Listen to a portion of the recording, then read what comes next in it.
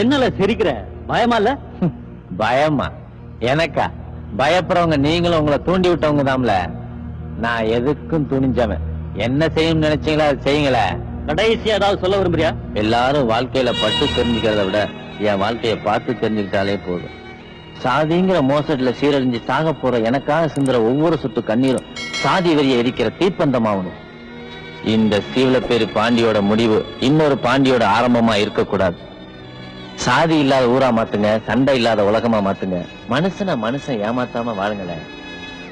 என் உடம்ப தொலைக்கிற ஒவ்வொரு குண்டும் அநீதியை தொலைக்கிறதா மாறணும், அக்கிரமத்தை தொலைக்கிறதா மாறணும். என்ன மாதிரியே நீங்களும் வெறும் ஆயுதம் ஆயிட்டீங்களேன்னு தான் நான் ரொம்ப வருத்தப்படுறேன்.